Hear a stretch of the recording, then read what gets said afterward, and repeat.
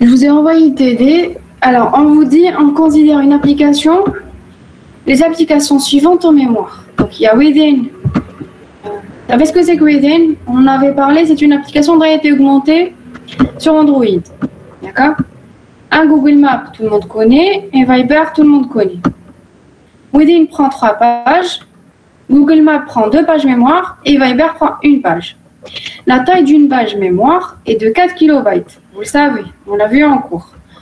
Une page mémoire, c'est 4 kilobytes. Il y a un service de localisation qui prend 4 pages. On vous dit calculer PSS. C'est quoi PSS?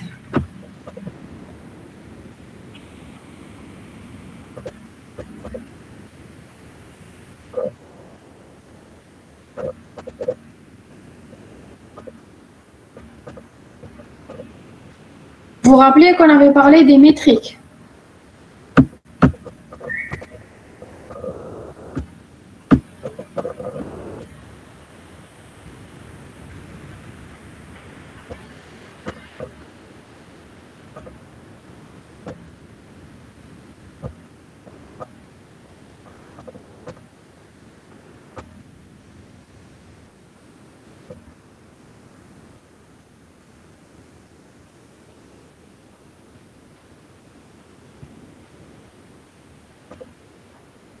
Dites-moi, c'est quoi PSS? Quelles sont les métriques que nous avons vues pour...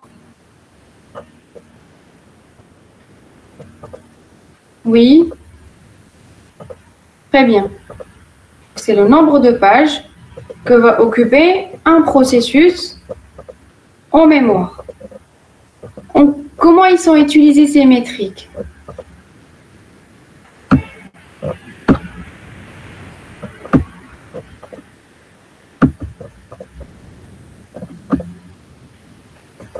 Pourquoi on les utilise?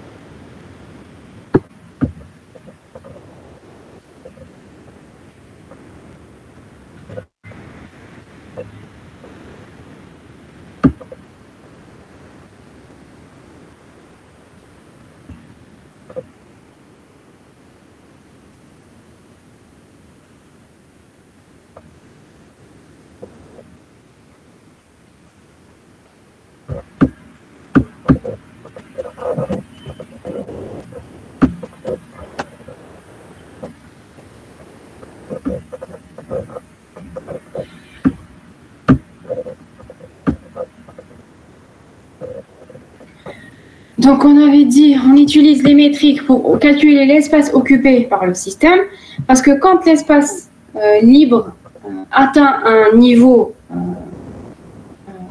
inférieur, le système d'exploitation réagit pour garantir qu'il y ait un minimum d'espace libre. Donc, on avait dit RSS, c'est le nombre de pages partagées et non partagées. PSS, c'est le nombre de pages non partagées. D'accord ? Et une distribution des pages partagées. USS, le nombre de pages non partagées. Donc, d'après les applications que nous avons, combien, d'accord? Quels sont les nombres de pages non partagées? Quels sont les nombres de partagées et non partagées?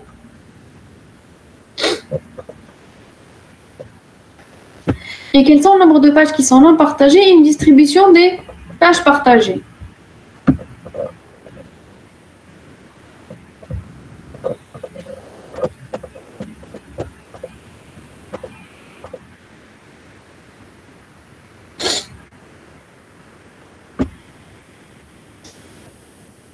Allez, s'il vous plaît, c'est vous qui faites le TD, c'est pas moi.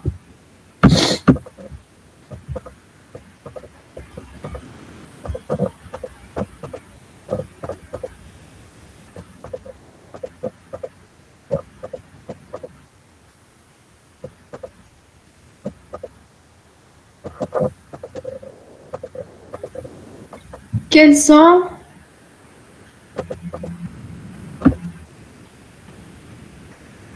quels sont le nombre de pages occupées par ces applications-là au total. Donc, si on calcule RSS, resident set size, nombre de pages partagées et non partagées, au total, on a combien de pages?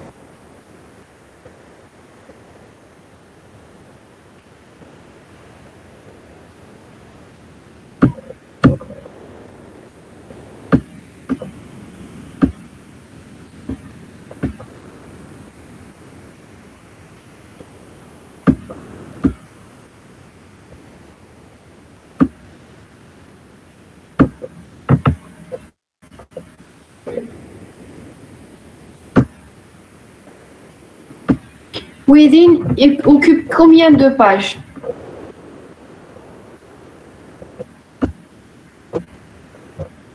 Trois. Est-ce qu'elle a des pages partagées avec d'autres?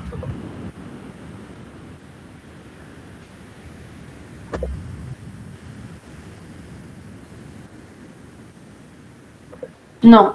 Donc, elle n'occupe que 3 pages. Donc, PSS est égal à 3. Elle n'a pas de pages qui sont partagées. D'accord? Google Maps occupe combien de pages? 2. Est-ce qu'il a des pages qui sont partagées?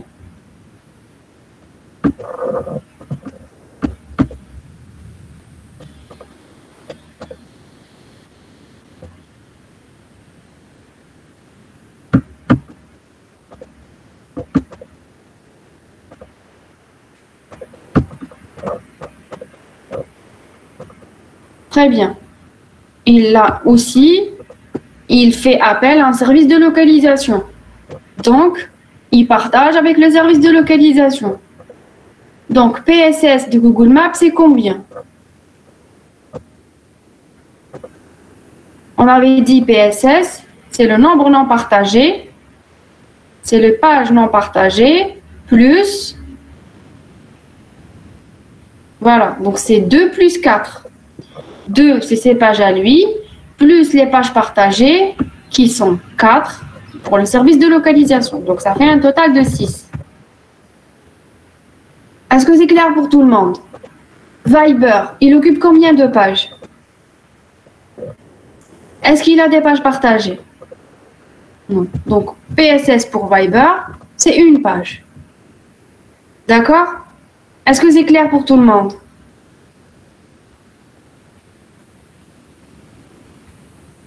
Maintenant, on vous dit l'application Viber demande un share location. Vous savez ce que c'est qu'un share location? C'est quand? C'est quoi un share location?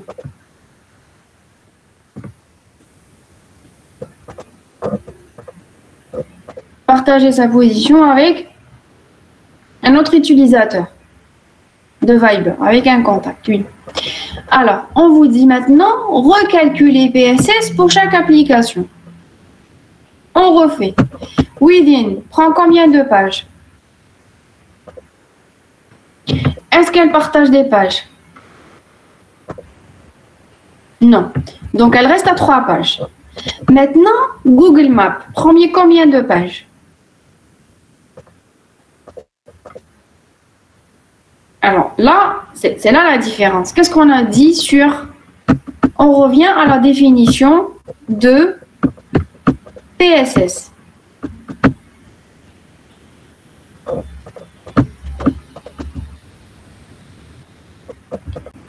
PSS, alors PSS, regarde, c'est celle-là, Proportional Set Size. Le nombre de pages non partagées, donc c'est ces pages à L, et une distribution des pages partagées. D'accord? Donc PSS, c'est le nombre de pages non partagées et une distribution des pages partagées. Maintenant, si on revient à l'exercice,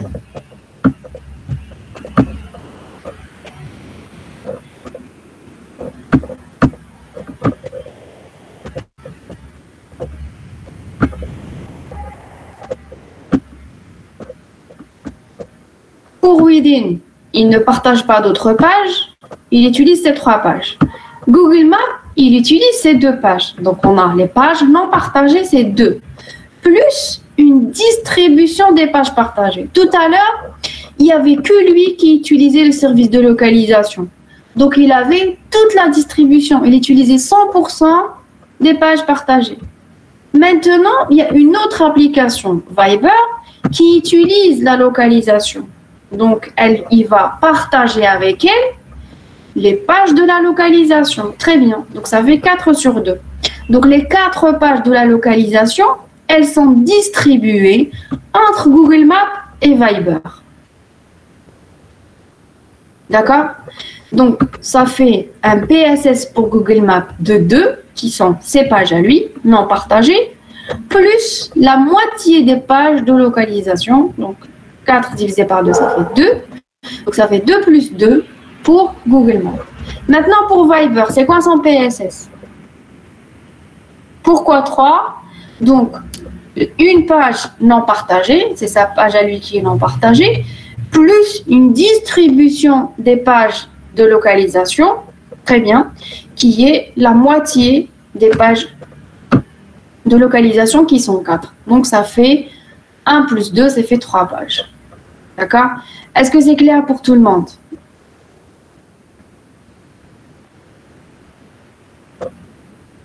Donc là, nous avons calculé que PSS. Mais après, on peut calculer RSS et USS. D'accord? Toutes les métriques. Il faut comprendre toutes les métriques. D'accord? Les autres, elles sont plus simples à comprendre que celle-là. D'accord? C'est celle-là qui est la plus compliquée entre les 3. Maintenant, on vous dit calculer l'espace mémoire occupé.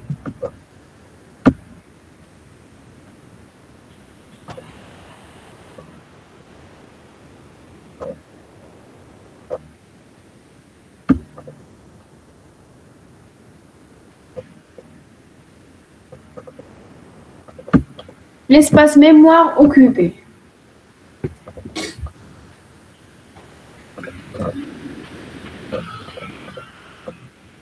Très bien. Vous avez compris que l'espace mémoire occupé, c'est le nombre de pages multiplié par l'espace occupé par une page. D'accord?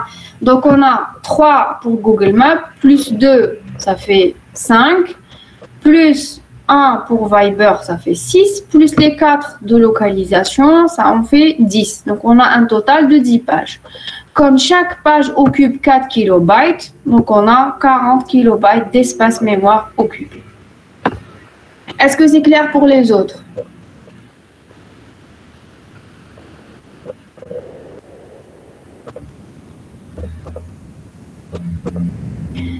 Ok, très bien. Alors, on continue.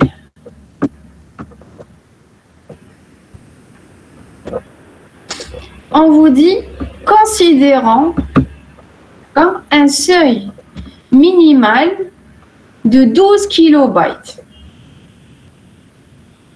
D'accord? Donc, on a l'état de la mémoire. Donc, on a les 40 kilobytes qui sont utilisés. Considérant un seuil minimal de 12 kilobytes, l'utilisateur lance une nouvelle application. Décrire la situation actuelle, quel est le comportement du système adapté à cette situation?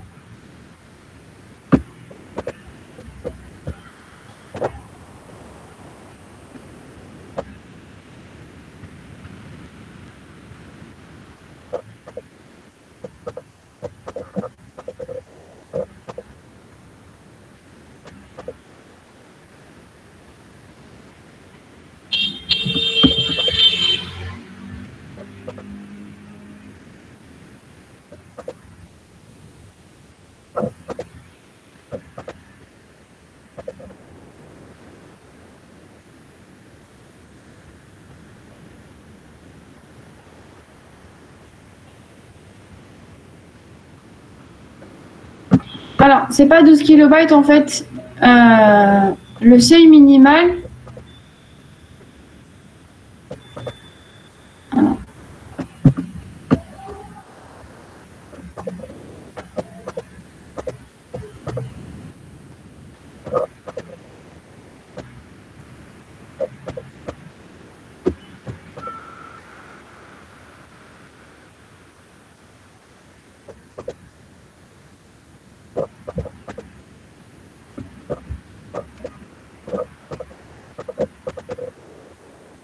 Alors, c'est pas le seuil minimal. Hein. Attendez, je vais vous montrer.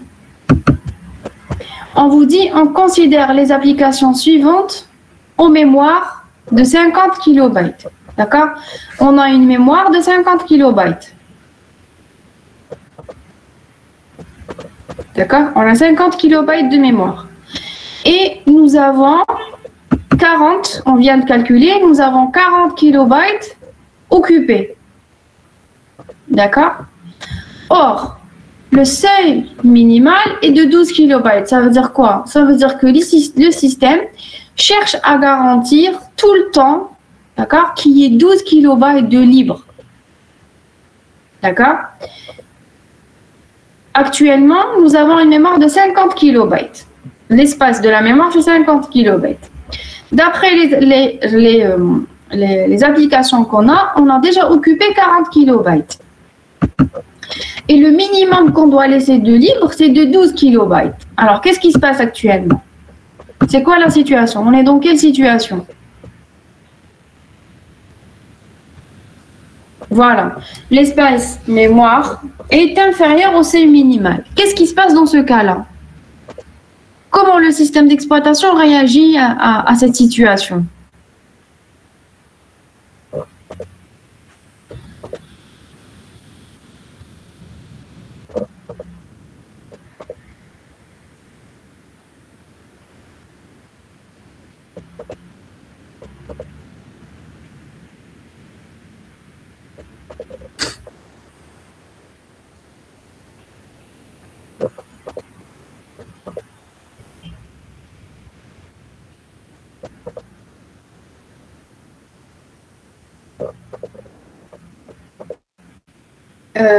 Oui, il va fermer les applications, mais lesquelles? Donc, qu'est-ce qu'on avait dit? On avait dit qu'il y a des étapes. On avait dit que ce niveau-là, il y a le K-swap, voilà. Il y a le K-swap qui va faire son apparition, entre guillemets, donc il va commencer à réagir. Et le K-swap, il fait quoi?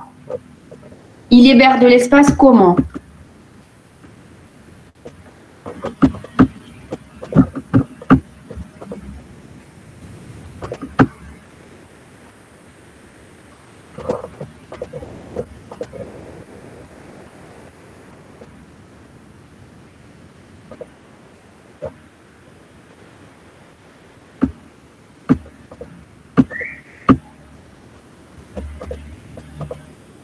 Celles qui ne sont pas modifiées. Voilà. Il va commencer par libérer de l'espace, d'accord? En fonction, donc on avait dit que dans le cas d'un défaut de page, donc dans le cas où il n'y a pas assez d'espace mémoire, il y a le K-swap, c'est un processus système, il devient actif pour libérer de la place. D'accord? Il va s'arrêter quand il aura libéré assez d'espace. Alors, comment il va libérer? Donc, les pages qui sont enregistrées en storage qui n'ont pas été modifiées, s'ils sont déjà en storage et qui n'ont pas été modifiés, il va les supprimer. D'accord? Les pages qui sont modifiées, il va les enregistrer et les remettre en storage ou en ZRAM. Les pages du cache, il va les compresser et va les mettre en ZRAM.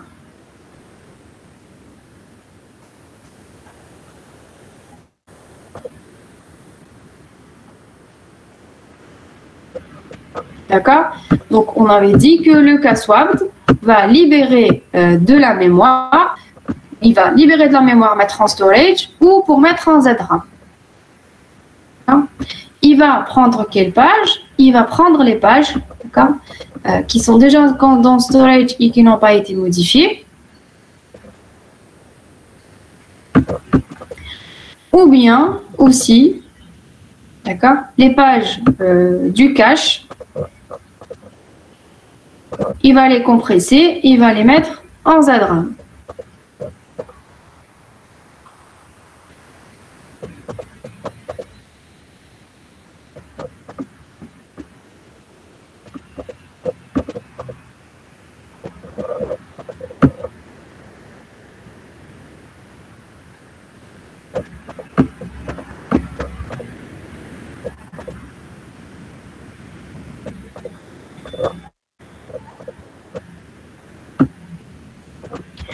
Maintenant, si, même en faisant ça, il n'arrive pas à libérer assez d'espace.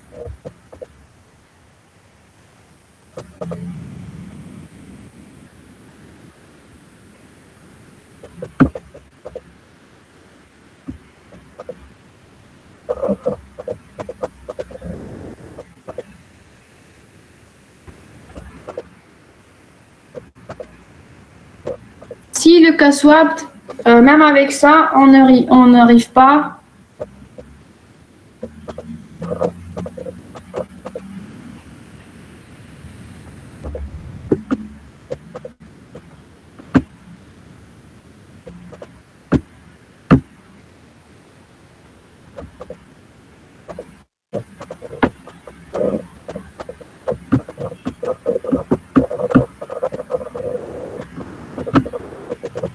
on avait dit dans le cas où la RAM libère pas assez au-dessus du seuil minimal, le système fait appel à LMK. D'accord? Low Memory Killer. D'accord? Dans le cas où le CASWAP ne libère pas assez d'espace, donc le LMK, qu'est-ce qu'il va faire? D'accord? Il va carrément arrêter des processus. Donc là, tout à l'heure, le CASWAP jouait sur les pages mémoire. D'accord? Donc, c'est les informations des processus, mais pas carrément les processus. Par contre, le LMK va jouer sur les processus. Donc, il va choisir les processus, il va terminer, d'accord, leur exécution. Comment il va choisir? Il va choisir en fonction des priorités.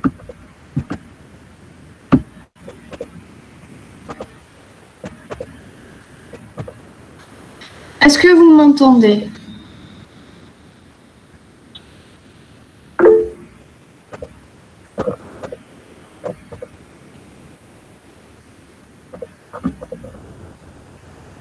D'accord.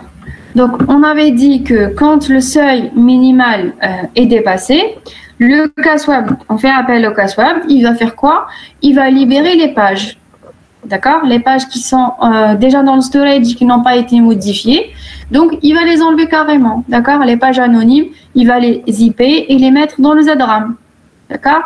Maintenant, si son traitement n'a pas suffi, d'accord? N'a pas suffi, on est toujours en alerte, manque de mémoire. D'accord?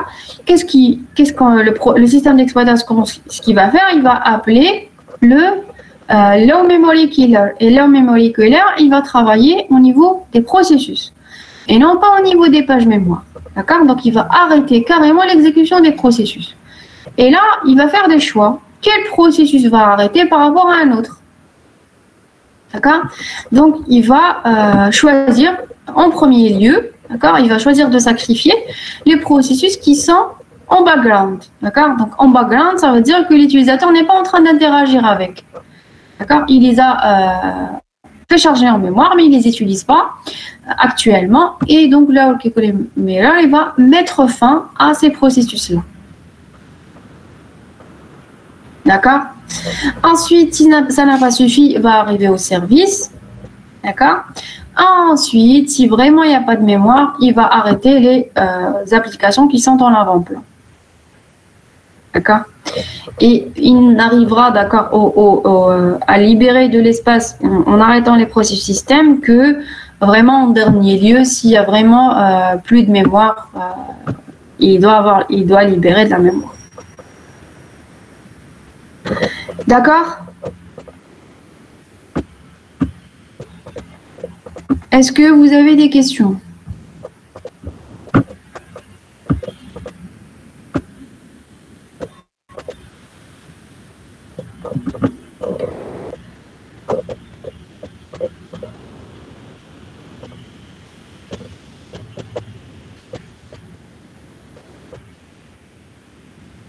Est-ce que c'est clair pour tout le monde?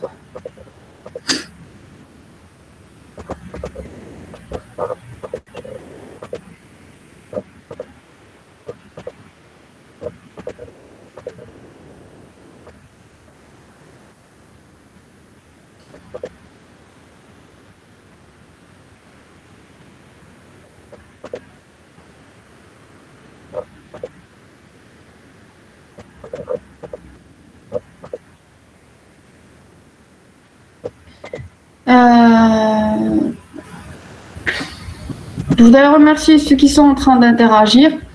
J'espère que pour les autres outils, d'accord, j'espère que vous arrivez à suivre et à assimiler les choses. D'accord? Donc voilà pour le TD d'aujourd'hui. Donc on a vu l'exercice pour gestion de la mémoire. On avait vu comment utiliser, donc là on est arrivé à voir pratiquement tous les aspects du système d'exploitation Android. D'accord? On a vu gestion de processus, gestion de la mémoire, gestion d'énergie.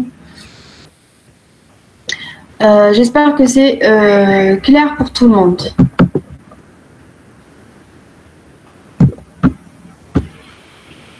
Donc voilà, si vous n'avez plus de questions, on a terminé avec le TD d'aujourd'hui.